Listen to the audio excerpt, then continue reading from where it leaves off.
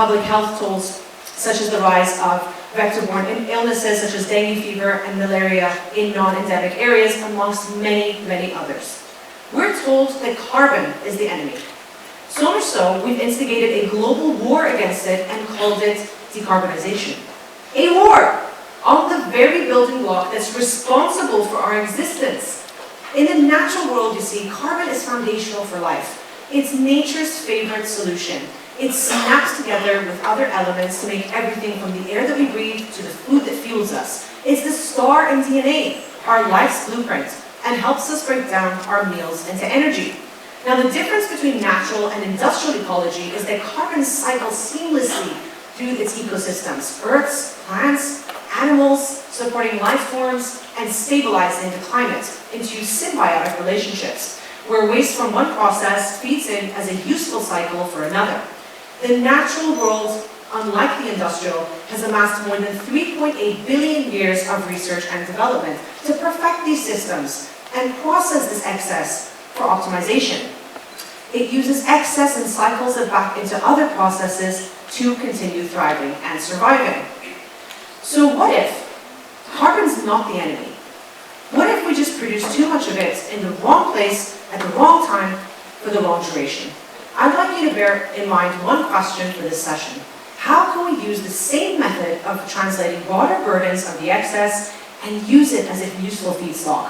Like nature using carbon as a solution, we're also locating the best solutions, and everybody is telling us about the favorite ones. There's so much noise and so much confusion. All these ideas out there. How do we sort it out?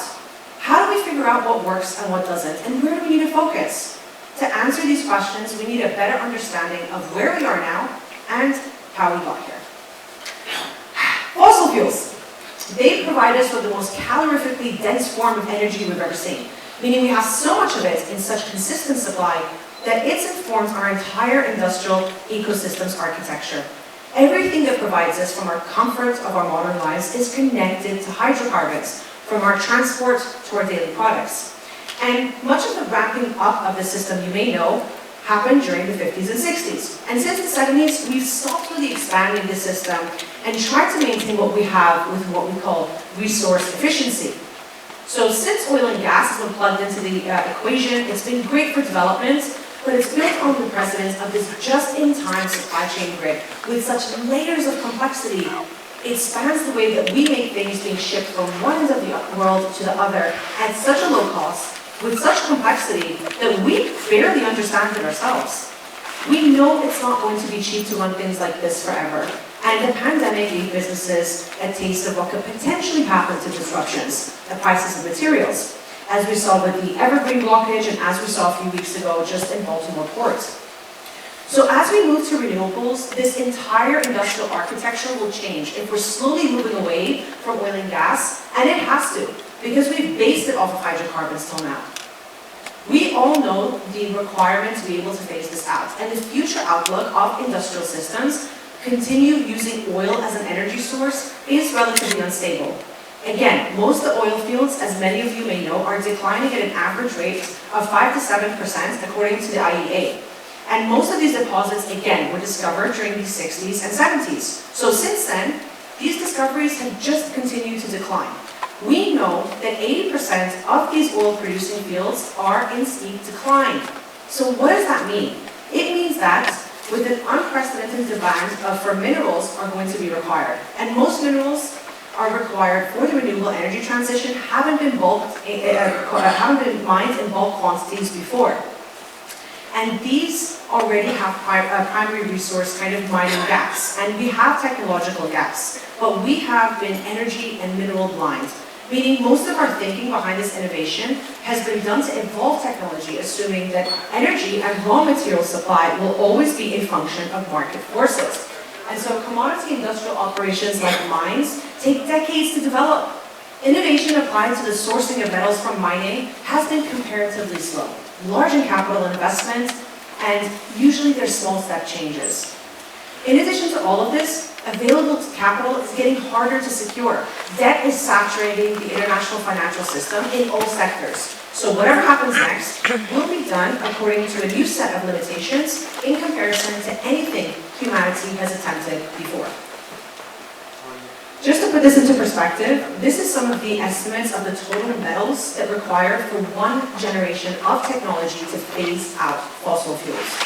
But just to be clear, we're not running out of these resources. The entire Andes mountain range is basically a giant copper deposit of quite low grade, but the challenge we're facing is more practical constraints. Our industrial capacity to extract useful quantities of metals from these resources as in an economically viable form. The work we've done so far suggests that the hope that technology will somehow create a new energy system doesn't honor the concept that energy has to come from somewhere. So the green energy transition is heavily dependent on the supply of metals from mining, at least in the next few decades. But the thermodynamics suggests this will not work. Energy efficiency to apply technology isn't open-ended, it's a one-time saving, which wholly new technologies application systems must be significantly changed. It means to say it's a diminishing return with fixed theoretical limits, where each change, every time, is less and less with each iteration. So we need an entirely new energy system and paradigm urgently. As well as those challenges, we're also consuming the available renewable resources at a greater rate than we can actually regenerate in nature. A recent report by the World Bank predicted that by 2050, the demand for nickel and cobalt for EVs will go up by 1,000%. And in our race towards decarbonizing, we are rematerializing. And that means we are going to be impacting those living in the global south even further. Many of the areas where these lithium, cobalt, and nickel mines are already dealing with social, civil strife and higher wet bulb temperatures for climate, which means that it's going to get more difficult and more dangerous to be able to work in these conditions and justify deploying capital infrastructure to extract the materials that we need. And so if you've read the book Cobalt Red, you may very well recognize these horrific scenes where we're beginning to scratch the surface of the consequences of this so-called green energy transition. The question is, green for whom? And as we move away from energy constraints, we are going to move into material constraints. So how does technology play into this? Every single unit of GDP requires at least three things: energy, materials, and information or technology. And there's two types of technology, type 1 and type 2. Type 1 is the way that we discover new energy sources, or we make our existing power plants more efficient because, well, we become smarter. And the second part of technology is inventing new ways for humans to do things that we used to do manually or with draft labor. And this dwarfs the first technology, which is why we have this giant metabolism. So humans are smart. We innovate. The market pulls forward the best solutions, and over the last 150 years, we can produce the same amount of GDP by only using 98.8% energy. That means we get 1.2% more efficient each year. And we've increased our energy efficiency globally 36% over the last couple of decades. But we've increased the total amount of energy that global society uses by 62%. This conundrum is called Jevons paradox, where we feed efficiency gains from technology back into this type 2 technology and consumption. So we're in a vicious cycle where we're trying to become more efficient by increasing our production and consumption to get there. So in short, mining on land is becoming a problem. And so more and more people want to drive Teslas and sort of buy the latest iPhone. So what do? Well, the same thing we've done throughout history. We go out to sea to explore. And the rocks on the right of the slide may not look incredibly impressive, but they're called polymetallic nodules, formed at depths of 4,500 meters in the deep Pacific Ocean. And they take 10 million years to actually form. And given the theme of today, it's important to know that these rocks are of international interest because they contain up to 28% manganese, 1.5% nickel, 0.5% of copper, and 0.25% cobalt. I'm not sure how I remember that. Essentially, how we're doing this is we're vacuuming these sea potatoes off the kind of sea floor, as said by proponents of mining. And so the commercial operations haven't really begun yet, but research is well underway in the race to locate the potential of these rocks to accelerate this energy transition. Now, deep sea mining is definitely something to keep an eye out for, and certainly will be a contested topic of debate in the coming years. There's literally trillions of these nodules in the deep seabed. So between Hawaii and the west coast of Mexico, there is 6 times more cobalt and 3 times more nickel in the nodule fields than the entirety of all global land-based reserves. And declaring Clipperton Zone shows that there's 17 or so licenses granted for various kind of private contractors to governments. So I'd say it's a pretty interesting rock, right? And if you like history, you might like the history of the nodules. In 1870, actually, they were first identified by missions such as the HMS Challenger that set out to the global oceans to kind of check out the seafloor. And everywhere they went, the Indian Ocean, the Pacific Ocean, the Atlantic Ocean, they sampled the seafloor. They would bring up nodules such as these. So the kind of mineral content was tested, and then in the 1960s there was a book published called The Mineral Resources of the Sea, painting a picture of limitless supplies of minerals from resources such as this in the deep ocean. And this led developing nations at the time to call for these resources to be deemed as the common heritage of mankind. Okay, so that means you or I own this nodule as much as anybody else on the planet. So here we are, casually venturing into the abyss to mine the ocean for minerals, gambling with the very fabric of our marine ecosystems, whose complexities we've barely begun to unravel, because no horror movie has ever started off that way, right, with terrifying deep sea creatures. But in reality, this logic hinges on the belief that deep sea mining could be a solution to the critical mineral extraction problem, offering a solution that could fast-track this so-called transition. Now, the takeaway here is, environmental concerns aside, this is a perfect snapshot of our collective humanity. The very concept of deep-sea mineral mining is a vivid illustration of our economic system's fundamental flaws. We're trained to believe that infinite growth on a finite planet is feasible, pushing us forward in the name of economic growth and progress. The concept of progress is mirrored in our story of evolution. From our earliest ancestors to kind of modern humans, always depicted as moving forward in this almost linear, ever-rising line of growth. But where did this obsession with growth come from?